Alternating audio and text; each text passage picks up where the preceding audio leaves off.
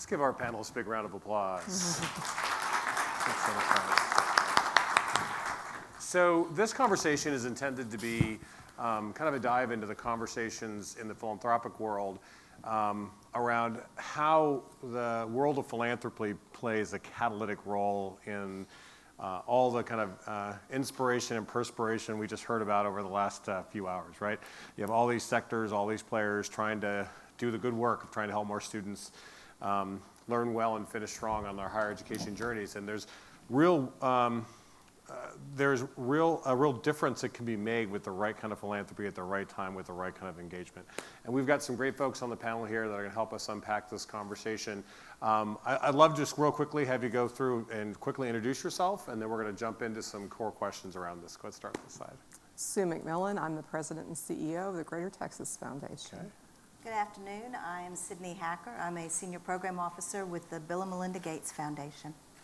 And Kevin Byrne, Managing Director at the Michael and Susan Dell Foundation. John Fitzpatrick, very privileged to serve as Executive Director of EducateTX, a public-private initiative of CFT. Okay. So the world of philanthropy has long been involved in the world of education. Obviously, education is one of the top philanthropic purposes that's out there.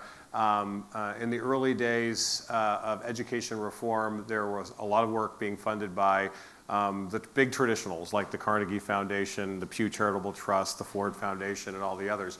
There's kind of a new and rowdy group in the neighborhood now. And in Texas, it's this combination of Greater Texas Foundation, Meadows, and in partnership with great folks like EducateTX and Bill and Melinda Gates Foundation, Kresge Foundation, Lumina, and others that are really focused around this conversation around helping more students who start in higher education actually finish with a lens towards equity and a host of others. When you all look at the landscape of the initiatives that are out there, in particular in the state of Texas, what has you really excited about the kind of work that you're planning on funding and looking at? If you're looking at some of these big initiatives, what really has you intrigued? Let's start there. I'm going to talk about one of my favorite grants that's just getting ready to kick off. We've talked about rural and the problems in the rural community. We recently funded a grant with the Texas A&M Foundation with the AgriLife Extension. And it's an excellent example of some of the things that we've been talking about here today as it relates to not only rural and the challenges out there, but how philanthropy, nonprofits, and the schools can all work together. And included in this grant is College Forward, a nonprofit, and NCAN, the National College Access Network. They're actually providing the materials to train the extension agents about how to get the message across to college students. And this is a demonstration project. It's a pilot. It's one that has got me really excited because Texas is very rural and this is a problem area. If this works and is successful, can you imagine how you could scale this not only in Texas but nationally?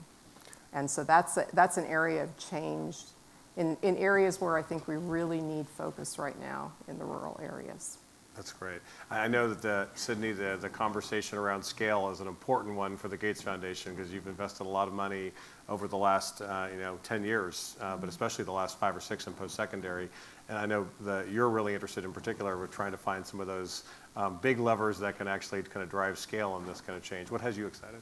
Well, it's the geeky stuff. So it's things like data. Yeah. So realizing that in order to understand what works and what doesn't, and what interventions in a local context are actually having impact, you have to have the data and analysis capacity to do that. Yeah. And so data is huge, and it's not just the data, because there's a lot of data that's collected in Texas. As a matter of fact, Texas is pretty strong that way, but it's the capacity to do the right kind of analysis in a timely way. And so, for example, we found a terrific partner in the Higher Education Coordinating Board. So 60 by 30 TX is a terrific North Star for the state, and it coalesces a lot of people, but that requires a degree of data capacity that can be customized to the different regions and even to some extent for institutions for them to understand what their contribution to that North Star needs to be. So that is for us is a really powerful lever and something we look at not just in Texas, but across the country. And then looking at pathways, and we can talk about that some more, but those institutions that are working hard to transform what they're doing and then understanding what it is about what they're doing and playing that connection role. And so a huge lever on scale is learning from each other's mistakes and each other's successes and doing that in a really fast cycle. And so figuring out how can we do a better job of connecting those dots with those who are doing the hard work, succeeding at it, and those who aspire to those same successes. How can we make those connections and those sorts of investments in the state? Okay, interesting. Next up, what do you think? Well, I think one of the things most exciting is we're having this conversation on success, finally. I think for years it was all around access, and there was a belief of, oh, if we just got more students through, they'll magically be successful in college, and they weren't. And to the earlier panel's discussion, I feel it's actually more harm to actually build up a student, have them work really hard, and then have that sense of failure in college. And so I think a couple things that are really exciting are the focus on wraparound programs. It's generally not academics that are causing those students to not be successful. That may be the end result, that may be how it shows, but it's either short-term funding issues, it's something in their work life or family life, like the previous panel was discussing. And also I think in the previous panel was a great example of this. We focused on making students college ready and not so much colleges being student ready. Yeah. And it's a whole different type of student that's coming to their campus now. And that's gonna require rethinking everything. And so I think that's what we're excited about seeing. Yeah. See, we've at Civitas, we actually just put out a community insights report about 6 to 8 months ago that was talking about the fact that there's this kind of myth that the majority of the reasons that students leave higher ed are academic. And what you find is that 75% of the students who are leaving across sectors are above 2.0, and between 40 and 45% are between 3.0 and 4.0. They're leaving for life and logistics issues and lots of others. And so you're right, this whole notion of the wraparound services becomes a really big deal. And John, I know that the work that you all have been championing, everything from the early work with early college up to the work you're doing with STEM now, has been kind of thinking about the whole student in mind, right? And that's a big part of this process going forward. Yeah, well, before we do that, let me acknowledge and thank the Trellis Foundation and the Trellis Corporation for putting on this event. We don't have a lot of spaces in Texas where we can really dig in and focus on higher education, so let's give the Trellis folks a hand. Yeah, I mean, I would say there's sort of three things that I'm excited about, and we've talked some about the individual student and institutional issues, but I think there's a couple things systemically that are really exciting that philanthropy is playing a key role.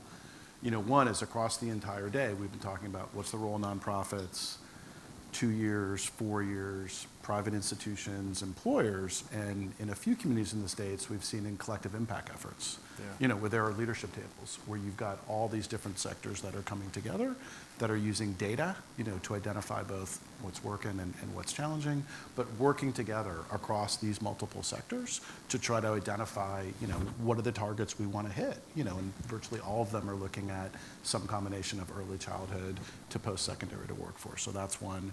I think second, WGU has been mentioned a couple times, but there's other organizations. The whole shift to looking at competency-based, and I think it goes with the conversation we had before about the traditional view of 18 to 22-year-old students versus working students versus part-time students. Competency-based needs to be part of that. And then the third, just shout out to the last panel, this issue of portability of credits or transfer. And I think we're talking about it as portability of credits because it's not just one institution, institution A to institution B. Oftentimes, it's multiple institutions. And students are driving to the institution that is closest to their work or home or their kid's school, as they're putting together this patchwork. So I think attacking it both from a policy standpoint, from individual institutions, from regions, but those are three things that I'm excited about. That's great. That intersector conversation about trying to have philanthropy be a place be a force for creating those kind of intersector dialogues and getting those different kind of players together is a real matter. It is a big deal. I think the other, something I'd love to have you guys talk about for a bit is one of the real changes in philanthropy in the last 10 years has been this shift towards a laser focus on impact philanthropy, on making sure that we have a common language around the impact we're kind of trying to go for, and much more of a focus on kind of shared data around what's working and what's not. So now I think we're getting that kind of down into the level where the grantees are working with that and the institutions are working with it. And I know one of the conversations that's happening around student success in particular is, I was just with a group of presidents earlier this week, and we were talking about the difference between innovation and transformation, where more and more institutions are beginning to be, how many of you can relate to this? There are many institutions out there that are reeling from initiative fatigue, right? In fact, to the point where they don't want presidents going to any more conferences. They just stop, right? And one of the things they're trying to find out is, what is the data saying about what are the big things that are working and what can we double down on? But really this difference between work to enable an institution to innovate versus to transform. And I know Gates in particular has been doing this work around the frontier set, which is around, how do you develop the skill set, not to innovate on the edges, to get a pilot program over here, to get this kind of, and a lot of work has been done in student success where we've kind of nibbled around the edges or piloted over in the corner, where as opposed to the hard work of actually changing finance systems, changing board policy, driving conversation around the curriculum, competency-based. And I'd love to have you guys talk a bit about this notion of, I think there's a movement in the philanthropic world to kind of lean into more transformation and be careful about the innovation side. What's your take on that? Sidney, I'll let you guys start, because I know this has been a lot of the conversation at Gates lately with the frontier work, right? A lot. So the frontier set, what we did is we did a data dive on the 4,000 institutions, higher ed institutions, public, across the country, and looked at the ones that had a high percentage of low-income students, students of color, but they were beating the odds. Those institutions were doing a more effective job of getting those students to and through to a credential of value at the end of the day. And from those then selected, and we looked at every sector, HBCUs, 2 years, 4-year regional comprehensives, some systems. Didn't reach into the flagships so much. We felt like they were doing, some pretty good work, but the majority of students are in other types of institutions. And from that then selected 32 across the country. And what we did was we said, all right, we're going to give you a grant not to do something different, but to do more of what you are doing now. And also we're essentially going to pay you to lift the hood on what you're doing and share with us your journey. Because these were institutions, not only were they beating the odds, when we started looking at what they were doing, they weren't doing one initiative, they weren't doing 2 initiatives, they were integrating multiple initiatives in a really systemic way to transform themselves as institutions. And so giving them the capacity to share with us their data, they were, and a lot of data on a regular basis to allow us to send evaluators into their campuses, to nose around in their business a lot, to journal about their journeys, ask them to commit time and capacity to network with other institutions, to talk to them about what they were doing and to share their journeys across their journeys. And it's early days yet, but what we are seeing is having much better information to share across those institutions, but that it is a unique, on the one hand, it's highly unique what each of the institutions are choosing to do, but they're really focusing in on the student and what is the student's journey through their institution and what is working and not working for that student, rather than how do we make our English department stronger or what are we doing around developmental education. And so we're hoping to be able to share a lot with the field through this journey, but also the networks. But one of the things we're finding too is, okay, we're networking these people together to learn from each other, but wow, there's some expertise that these institutions need too. So how can we build up that expertise? What are we finding that's common across these institutions of expertise? So how can we build out that ecosystem of expertise as a philanthropy to make that more broadly available and know that this is high quality expertise, because these institutions themselves are saying, on our journey, this is some of the stuff that we need. So John, I know in your work in particular, you've seen the leaders who are able to drive more transformational work and less kind of islands of innovation are ones who are willing to take on some of the big things. They're taking on how their organizations manages money, what their policies look like, and they're kind of, again, going after curriculum. And you saw that with early college, high school. You saw that with kind of broader. This is going to be a leadership challenge, right? To kind of not innovate around the edges, but to actually partner with philanthropy and kind of do things in a bigger way. What's your take on what that's going to look like in the state of Texas? Right. Well, there's a saying that the only person who likes change is a wet baby. And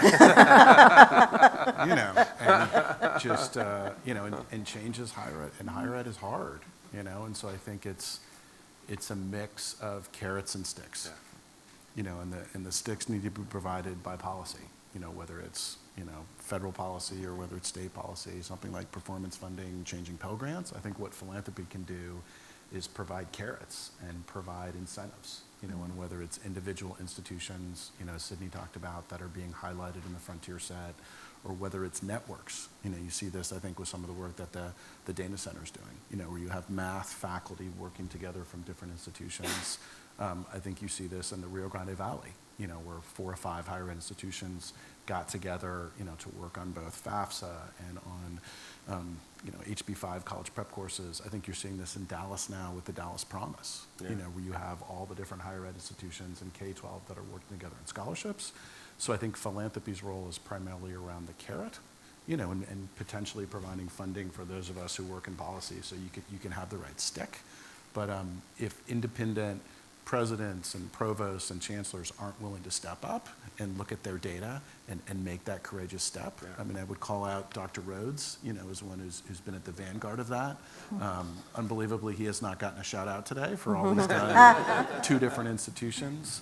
But I think if we can figure out, is it a network, is it regionally, is it individually, and philanthropy can help. We all have different strategies of putting different chips. Kevin is doing an incredible amount that I hope he'll talk about, sort of using technology.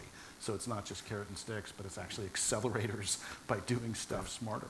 So Kevin, talk about that. I mean, some of the work you're doing is really about trying to get people to do things they're very uncomfortable with in terms of some of the big change, and sometimes they're excited about. And it's that combination of, as you almost desire and desperation, right? They want to go this direction, but also they're being forced because of some other implications.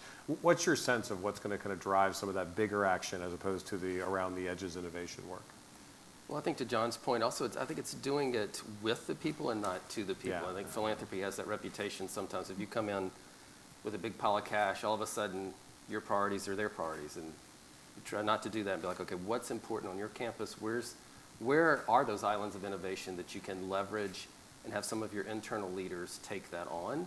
Because then I think that's much more sustainable than if an outside group comes in and tries to impose that. We can facilitate, bring them together to some degree, but I think especially on the technology front, I mean, everything goes back to budgets and money, and we were talking about it earlier. And so things just have to find a more efficient way to do it.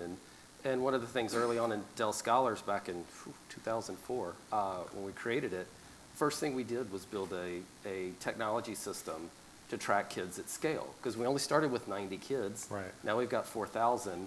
We knew we weren't going to scale that up with people. But it's a both and. It's not the technology and not the people. It's the human and the technology that actually makes the human jobs easier.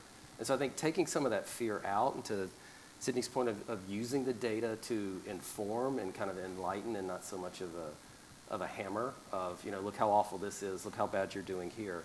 But helping them find those insights that's just enabled much more by the technology and data available today. I'd love to kind of build on this notion of there is a feeling that sometimes there's a wag the dog effect with philanthropy, where we come in with some ideas and people start doing what we think they do, what they think we want them to do, as opposed to kind of drive authentic transformation and work with us. And I know you were just talking about the as you unpack the kind of rural, kind of challenges, is often you have people who are bringing in solutions from suburban, urban institutions that make no sense in rural environments.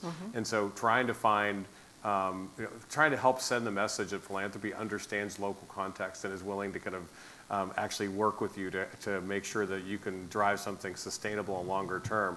That's kind of a big deal, especially in a state like Texas that has very different kind of environments. I've heard other funders say it's a leap of faith. And I think we have a number of things that we can point to in the state and some things that are being done nationally as well that are leaps of faith for funders. If you look at some of the early college, high school work, I'd call that a little bit of a leap of faith as you were investing in it. The RGV collective impact focus that Greater Texas helped to fund 5 years ago, that was a leap of faith. We didn't know it would work. It's become, very, very successful. Another example nationally it's happening, in which unfortunately Texas is not a part of, they were not selected for one of the 9 submissions that they had as a strong start to finish. And to me, that's a very good example of a leap of faith. It's a pooled funding where funders literally got together. It was Kresge, Gates, and Great Lakes. Yes. And pooled their funds and basically said, we are going to award 4 or 5 grants. They weren't even exactly sure how many, for you to transform, upfront co-requisite education. Yeah. And we're not going to tell you how to do it or how it should look. And when you look at those that were selected to receive grants, every one of them has a different approach to the way that they're going about it. And the funders will tell you, it was scary. We didn't have any defined outcomes, and it was different. And we were pooling our money. And it'll be interesting to see where this leads. And hopefully Texas will have an opportunity in the future to become a part of that initiative. Yeah, I mean, how does philanthropy avoid feeling like it's championing the one best way? Because obviously education is so diverse, and the sectors are diverse, and the systems are so diverse. And there is, if you haven't read the book, The End of Average, it is absolutely worth the read. Todd Rose is my favorite high school dropout Harvard professor, who really makes the point of how challenging our sectors are in terms of how obsessed they are with averages, right? About kind of like, and one size fits all. And the best example they use is how the cockpits in the late 1940s had been designed in the 1920s based on the averages of hundreds of pilots, the average height, the average weight, the average arm length, hand length, and everything. And what happened is in the late 1940s, this little thing called jet propulsion came along, and so they went a lot faster, and they had problems with the cockpits because they were literally one size fits all. And it wasn't the plane that was a problem, it was the cockpits that were a problem. And they were literally at one point they were having 17 crashes a day in the Air Force. And so they put a halt on everything and then analyzed what was going on, and they said, well, maybe the pilots are just a lot fatter than they used to be, or a lot bigger. Let's measure this. And turned out the pilots weren't any bigger. What they found out was these cockpits were really built on what they thought was the ideal measurements for pilots. And it turned out for the 4,000 pilots that they were working with, not a single one of them fit within those parameters. And they went deeper and said, okay, let's just take the top 10 parameters. Not a single one of them fit all top 10. And it got down, let's just take the top 3 most important ones. Only 3% were in all 3 of those categories. And it's because people are jagged, right? We have different, so the averages don't really work. And they invented, at that point, the whole set of adjustments that you could make. The seating adjustments, hand adjustments, and all the adjustments within the cockpits. And it's all the things that we get into our car now. We get into our car, and if we push the button and our seat goes right where it wants to. But if you get in a rental car, it's really freaky because it's not your seating. But that's kind of like, the challenge is sometimes philanthropy comes off as, we've found the one best way, and our goal is to sell you on implementing it. What's your take on how we stimulate innovation, get people excited about it without making people feel like we're saying, okay, now cookie cutter, you go do it the same way they've done it. What's your take on it? I would say I think one of the important things, and you mentioned kind of innovation, one thing we try and evolve our giving rather than have a 3 or 5 year plan of like, okay, it's all about this is going to solve all the world's problems. It's not. I mean, it's going to be a lot of different disconnected efforts. But we try and learn through each of our grants and our grantees especially. And I mean, I think they enjoy our being involved. But that's part of the reason of the data and technologies is you can actually be in the weeds and see what's working and what's not. And then you can change from there. It's not a big change or all of a sudden we're going to pull the grant. It's actually, this isn't working well. Let's double down, put more money here, less money here, and try and get this outcome more successful. And one of the terms I try and use at the foundation that gets thrown around a lot is responsibility instead of accountability. I feel like if we say, oh, we're going to hold our grantees accountable, that means the only reason they're caring is because we came in with money and we're going to make them care. I think people who are in these fields, anywhere in education, they feel a responsibility. I mean, we can enable that, but I think to imply that we're holding you accountable Yeah. when you wouldn't hold yourself responsible. So I think kind of taking that approach and also going in, and it's kind of like is it the crows and the Dumbo thing of like, what do you want to do? I don't know. What do you want to do? What do you want to do? Not going in, and sometimes our meetings start that way. They'll be like, what are your priorities? And you're like, no. Tell us what you're working on, and we'll pick things that are interesting there. So. Well, it's the whole idea of true partnership, right? Where it's not, the partnership is not, okay, I show up and you give me money, right? The partnership is actually, let's iterate together and figure out how we learn from this in some way. Sidney, what do you think? I was afraid you were going to ask me that question because we haven't done a great job of that, actually. It's been a hard-learned lesson over time that we work with a lot of very smart researchers and a lot of very smart people that look at a lot of data and a lot of analysis, and we have frameworks and theories of change and theories of action and theories of influence. Yeah. And so in our heads, it should work. But the wall that we run into is context and human behavior. Yeah. And so learning that as we have tried things and finally kind of aligned some of our metrics to be able to compare and contrast some of the things we've tried, realizing even with the dollars we've spent, we're not getting the impact we anticipated. So stepping back and thinking, why is that? We have recently done this more in K-12 than post-secondary. I have to admit that John has been one of my personal mentors around this, around context matters, and putting me in touch with folks in different parts of Texas. Even though I come from here, I'm not closely acquainted with the regional struggles and context that happen.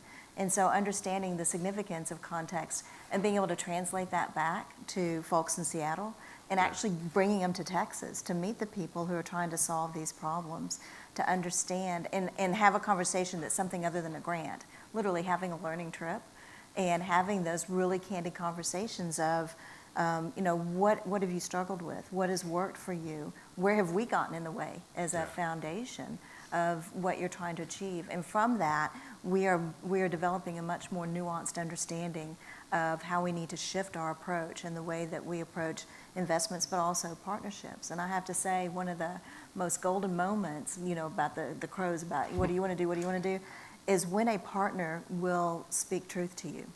When they will tell you, you are getting in our way, or the direction that you want us to go, that's not going to work because of these reasons. And if that means we have to walk away from a grant, so be it. I'm sorry that's the case, but we know from our experience in our community that this is not the direction we need to go. And so learning to listen and set aside that theory of change, theory of action, theory of influence in those 12 McKinsey slides. And we've seen those same slides. Yeah, actually it's 53. They've never done a 12 deck. They're pretty universal, right? Yeah. But being able to do that, I think y'all learned that lesson much faster than we did. So we're trying to watch and learn more. Well, and what's great about this conversation is that interplay between the need and the challenge to have institutions in particular play bigger. If we're going to go to scale and reach the impact we want, they got to play bigger. But if they're going to play bigger, philanthropy can't show up and demand they do it one way, right? If they're going to play bigger, they have to be able to play to their context because that context really matters. John, I know in your world, a lot of what you do is actually this combination of kind of gathering the information from really interesting projects, getting it out to the field for practice, but also trying to inform the policy world so that really kind of smart strategic policy can be created to allow the innovators to do their good work within a thoughtful framework.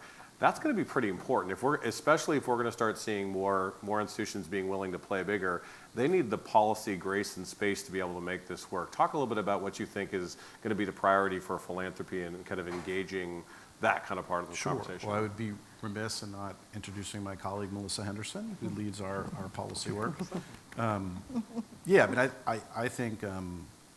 I think the engagement of philanthropy and policy is relatively new. Yeah. I think it's the last decade or so in both K-12 and higher ed. And I think a lot of the comments that my fellow panelists made about kind of in the spirit of, I think Kristin called it philanthropic colonialism early on. There's one true path. There's some organizations funded by philanthropy that came at this, from a policy standpoint. It must be XYZ, or else. analysis, Complete College America, probably being the most, well-known, organization who did that. And I think when you're talking about policy, the local context matters. Yeah. Having a relatively disaggregated higher ed system in Texas with, 7 four-year systems, 50 community colleges, however many, 40 race ed, independent institutions. So I think that's one thing, is the policy context is local or at least statewide. And then I hope what we're seeing is doing, and folks like Richard and William Serrata, who chair the Texas Student Success Council, is we're really trying to work off data and practice. Yeah. We're not bringing an ideological toolkit of solutions, and I don't think Complete College Americas were ideological, but you're trying to bring a combination of data and practice as you're talking to policymakers, and you're also being straight up. I'll call out, one of my friends, Marianne Wallace, who advises Lieutenant Governor on higher ed policy. Marianne and I don't always agree, but I hope she feels that the data she gets from the members of the Student Success Council, but whether it's foundations or institutions, is we're trying to be straight up, and we're talking about the data, and we're having an honest back and forth. Yeah. And I think for policymakers, there's a deficit in higher ed about accurate information, about accurate data, about providing that information. There's just not a plethora of information out there for policymakers. Yeah. And Sue, I know in a lot of the work, for example, in places like Greater Texas Foundation, part of your work is actually in some ways bridging, right? Because you're actually trying to bridge the conversation between the big national foundations, international foundations that are coming in, and the local players to help them really understand that context. In some ways, you become a translator, right? Mm-hmm. Some of our grants too, we recently awarded a grant to reform the TextCan initiative, which is going to be informed by NCAN and help to revigorate, I guess would be the best way, the Texas College Access Network here. And so there are ways that we can play off of what works nationally and what we know at those national organizations that can better inform practice here in Texas. I will say though, just in listening to other states, Texas is very different, as John explained. And so what works in a particular state may not work in Texas, even if it's large, even if it's diverse, just simply because of the way that we are structured. And so it's about kind of having that broader context kind of put in. I want to take a turn in a different direction a little bit and just kind of pull the curtain back a little bit and have a conversation a bit about the way that grantees show up, whether they're nonprofit organizations or institutions. I'd love to have each of you talk a bit about what do you find kind of like, just if a partner shows up in a certain way, that's the kind of partner I want to work with. Like this is the kind of partner I want to work with, and here are the kind of things that they do. I'd love to have you just kind of unpack that for a bit, Sidney. Is Lucelma in the room? There she is. I want to use this as a case example. Lucelma Canales, Dr. Canales, with RGV Focus. The way that she and her team show up, it inspired not just me, but each person who has, from the foundation, traveled down to the Rio Grande Valley and had a conversation with Dr. Canales. And it is because she leads with data. Just a great honesty and transparency about this is how we're performing. We had these goals. We have a lot of clarity about our goals. Not sure exactly how we're going to get there. We're a work in progress. This is where we are now. And I want to make sure we double down on that. That is a common theme. Is like the people that the grantees that grant makers love working with are people who are brutally honest, right? And that's a common theme, right? Yeah, absolutely. And it's the I think also that approach of, and we have tried some things, we're familiar with what you're trying to do, we're not really sure that all of this is aligned. You may want us to go in this direction. Instead of having 5 priorities, how about if we narrow it down to 3? Because that is manageable for the team that we have within these resources. There's a lot of honesty about what can be achieved in what time frame. We like to think we can change the world in 18 months. I think the reality is more 10 years, but we're adjusting. But having that candor about how much time this is actually going to take and the capacities of a partner, and then seeing this is how we want to partner. These are our aspirations, and this is how, if we work together, these are the things that we can accomplish together. So having that kind of approach in conversation. Kevin? Yeah, I think one of the things also is staying open to what else is out there. For instance, we take online grant proposals. Honestly, not a lot of them get through, but it's because people aren't looking at what we're funding, what we're writing about, what's on our website. If they look at that, like, oh, well, that's an interesting idea. So a lot of our funding and grantees come from networks and connections of our current grantees, or back of learning in the data. You start to dig into a project and you're like, wow, that's interesting, and that spins up 3 or 4 more other projects over here with some other grantee that maybe we've worked with before or not. And then also I think just coming in with the brutal honesty. I mean, I've sat through lots of meetings of, oh, look how great we are, how great this is going really well, and you're like, well, why are we here? And I was Probably don't need us. Unless you want us to scale something that's working great, but that's usually not what it is. Actually, we were in a meeting with a superintendent not long ago, and it was so refreshing because it was a 3-hour meeting, and all the superintendent did was just highlight everything they did wrong and why and how they wanted to fix it. And you're like, great, I've got a proposal. I know exactly what to pull together. We can help you solve this. But it was just so refreshing to just hear, honestly, a laundry list of their challenges. And I think that's where the opportunities come from. The other thing I would add to that is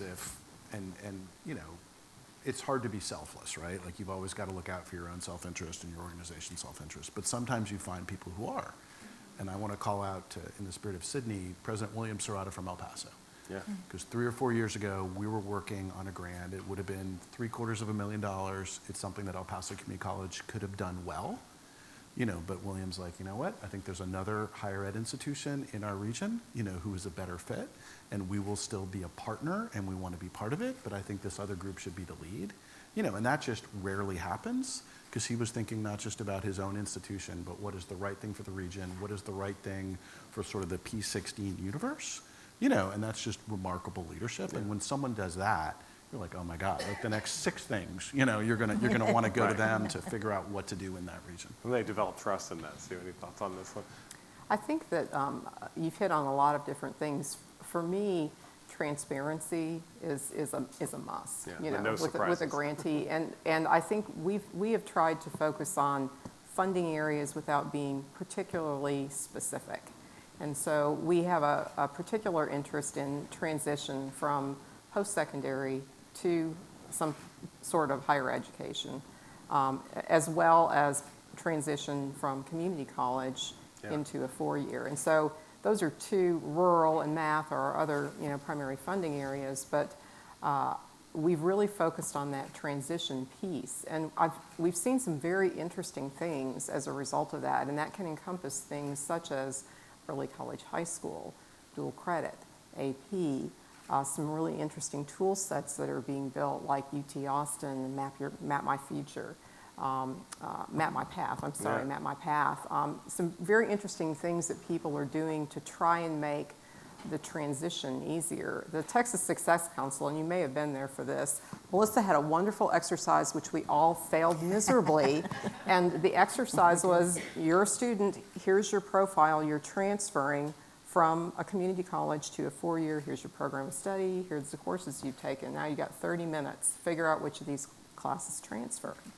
Nobody could figure it out. We had the smartest minds in the room having to do with, we all failed. How can you expect an 18-year-old to do that? So tool sets and other manners that can help solve that problem. I don't have the answer. Leslie doesn't have the answer. We don't have the answer, but we're looking for people who can be creative and think about how to be more successful with transfers. And when you get back to affordability, you don't want to have 30 hours that you've paid for that you can't transfer into your field. Yeah, it's those partners that show up and make you smarter, right? Mm-hmm. They show up and actually work with you authentically and kind of bring you along and kind of give you some of that shared experience, which is kind of great. I want to open it up to the audience now. So if any of you all have questions for our philanthropic leaders, let's turn to the audience. And this is where the best and brightest respond early and often. Questions for our group. Okay. Hi, Eric Ban with Dallas County Promise. And we're really blessed with having leadership in the K-12 space, leadership in the community college space, and leadership in the university space who are being brutally honest about a problem and coming together to try to solve it. And I think that's kind of rare because I've worked a lot of places and Just wondering what your thoughts are on the leadership aspect of this, because it's just such a critical dynamic, how to identify it, nurture it, support it, develop it, and just wanted to hear your thoughts on that. Yeah. Good. I'd love to jump in. First of all, I want to thank the Dallas County Promise and Eric Byrne for hosting us and some of our leadership to understand more about the Dallas Promise over spring break. Like, the community college office literally had to open up their office and call people back, and so deeply grateful for that. We try and be the timing. Anyway, so on the leadership piece, I think one of the powerful statements that I've heard repeatedly in Dallas, and I've heard it other places too, in Texas, and it's in El Paso even, and that is collaboration, not competition. And very simple words, but really powerful when you put them into action. And what it means is I'm not going to stop looking after my institution, but I'm going to recognize that staying in a posture of competition relentlessly is not serving my community, and it's not serving the students that I need to be serving. And so that collaboration, it means that I need to take a breath, drop my guard a little bit here and enter into a conversation and recognize maybe if I work with you, you other leader in another sector, that we can be even more successful, and be comfortable with that, and be comfortable with bringing my board along or whomever, but that I'm willing to expend some political capital of my own toward the longer game success. And that's what we look for and we crave in leaders that we would love to work with. And luckily in Texas, there are quite a few shining examples. Feel very lucky that way. I think just in my perspective, in looking at some of the collective impact that we've done, what I've seen to be successful is you need to have a strong, neutral backbone agency that's in there that doesn't necessarily have anything in the game, that can kind of be your neutral player. And also in some of the collective impact work that we're doing, what we've noticed is you're going to have some people that just aren't going to want to play nicely with everyone else. And so you kind of need to have the coalition of the willing, as has been said in some of the collective impact work that we've done. And if there are particular players that don't want to play nicely in the sandbox with everybody else, then maybe they need to step aside and you move forward with the people who are truly interested in participating. And everyone does have to give a little bit in order for the good of the whole. And every community is different. And I think you need to identify a leader from the ISD. There needs to be one strong ISD leader that can kind of step forward and help the others, push them over the edge if necessary. It's always amazing how one or two catalytic leaders can bring things together by changing the language, changing the conversation in just kind of the right way. Other questions back there? Me again. Hey, you're me. So we heard a lot earlier this morning about kind of the scale of the problem in higher education and in getting higher education up to this, to the level at which it will actually kind of solve what's coming out of Texas. Could you talk a little bit about how you're seeing sort of your role as catalyzing the public sector, whether it's local, and frankly, I think, the state has abandoned its responsibilities and the feds have abandoned its responsibilities. So increasingly it's falling on kind of local entities, whether city, county, community college districts, health districts, others. The Harris County Education District has a potential. Could you talk about the way either pay for success or leveraging or ways in which you can help the local private entities have the kind of rationale and cover, frankly, that they need to kind of build the support to scale to the level we need to? Does that make sense? Yeah, so let's unpack the catalytic levers. Clearly philanthropy can't replace the public spend, right? The public spend is enormous, but there are things that philanthropy can do to hopefully create kind of a North Star and actually create directionality. And I think it's typically this combination of voice, practice, policy kind of coming together. What's your take on kind of like the biggest levers, most important levers for Texas right now? You're looking at me again. I'm looking at everyone. Incentive structures matter. Yeah. And so what do you get rewarded for when you're trying to solve a problem or work together as institutions? And so working on things like within the formula, what are the incentives within the way that money is distributed?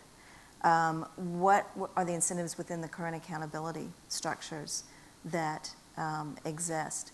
And even sometimes the incentive of getting a pause on accountability to rework those systems so that multiple sectors can work together without penalty, that they can figure out how to do that working together without penalty.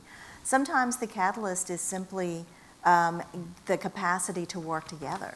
So as a funder coming in with the funds to bring together a group of people, whether it's helping to support a collective impact backbone or simply a coalition of the willing who are starting to think and work on a problem, and just the affirmation that, yeah, the problem you're working on is real, and yes, we want to affirm your aspirations to work together and provide that initial support for those to get those conversations happening. Yeah. That's not the same as getting to scale, but it's a spark, and we talk about being catalytic to try and do that and spark that at the local level. And to be honest, in some ways, it's easier to do at the local level, and as a funder, a lot of times it's more inspirational.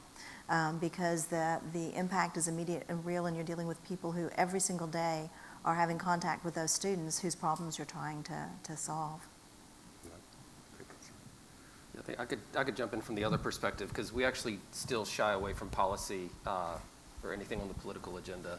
But I think one of the things we try and focus on is, one, demonstrating success, but not so much just programmatically, but also operationally and financially. So I'd say the scale issue of when you go to any funder, or actually any legislature, if you go in and say, I just need X amount more money and this is going to help more kids, that's not as enticing if you go say, look, I can actually help more kids for the same amount of money.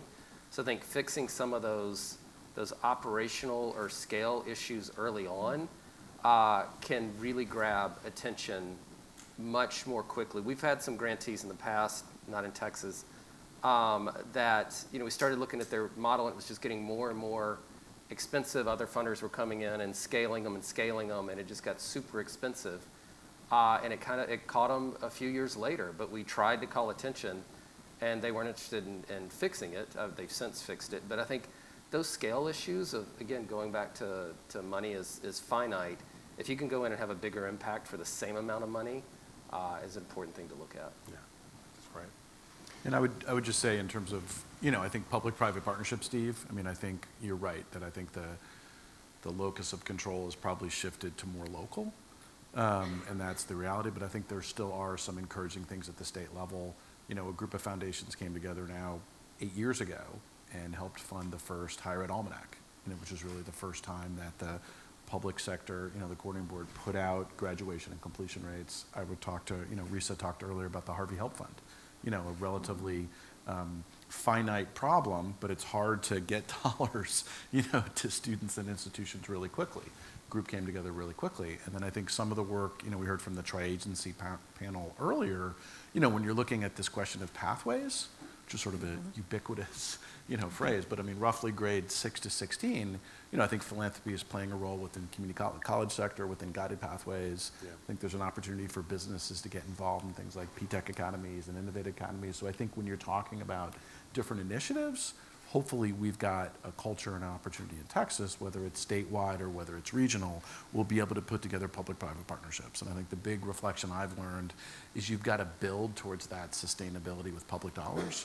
You've got to look at it as a finite period of time, but at the end of that, what you're going to build, what you're going to leave, either like in the case of Harvey Help, it'll be done, it'll be sunsetted, or in some of these other initiatives, you're building something that the public sector and public dollars are going to continue. Yeah. So, big goals on the road ahead in terms of trying to help more and more diverse students be successful on higher education pathways. Philanthropy at its best is a powerful catalyst that provides air cover, inspiration, and information to really good troublemakers, right? And what's great is this panel here is philanthropy at its best, and people who work in the philanthropic community trying to provide that air cover, inspiration, and information to the troublemakers. I think Trellis Foundation is glad to join in the troublemaker group. That's a great, great thing. Let's give our panelists a big round of applause.